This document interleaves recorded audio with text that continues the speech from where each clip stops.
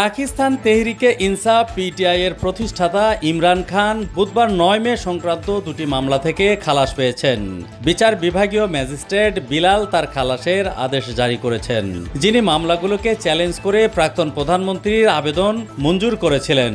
রাজধানীর খান্না থানায় ইমরান খানের বিরুদ্ধে মামলা দায়ের করা হয়েছিল। ইমরান খানের বিরুদ্ধে মামলায় অপর্যাপ্ত প্রমাণের কারণে আদালত তার খালাসের আবেদন মঞ্জুর করে। 2022 সালে পিটিআই এর প্রতিষ্ঠাতার বিরুদ্ধে লং মার্চ এবং 144 ধারা লঙ্ঘনের জন্য মামলাগুলো নথিভুক্ত করা হয়েছিল।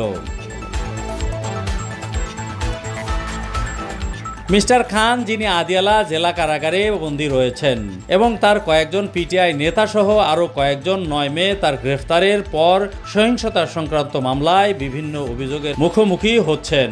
গত বছর উল্লেখিত তারিখে পিটিআই এর প্রতিষ্ঠাতার গ্রেফতারের পর ভাঙচুর হয়েছিল, যার সময় পার্টির কর্মীরা প্রতিবাদ করেছিল, সারা দেশে রাস্তায় নেমেছিল এবং সরকারি ও ব্যক্তিগত সম্পত্তির ক্ষতি করেছিল। নাটকটি কয়েক মাস রাজনৈতিক সংকটের অনুসরণ করে, যার মধ্যে ইমরান খান, যিনি 2022 সালের এপ্রিলে ক্ষমতাচ্যুত হন, তৎকালীন সরকার এবং প্রতিষ্ঠার বিরুদ্ধে একটি অভূতপূর্ব প্রচারণা চালান। দাঙ্গায় অন্তত 8 জন নিহত এবং বেশ কয়েকজন আহত হয়। কর্তৃপক্ষকে হাজার হাজার পিটিআই কর্মী ও অনুসারীদের গ্রেফতার করতে প্ররোচিত করে। সহিংসতার ও সামরিক স্থাপনা হামলায় জড়িত থাকার অভিযোগে দলের শত শত কর্মী ও সিনিয়র নেতাকে কারাগারে পাঠানো হয়েছে।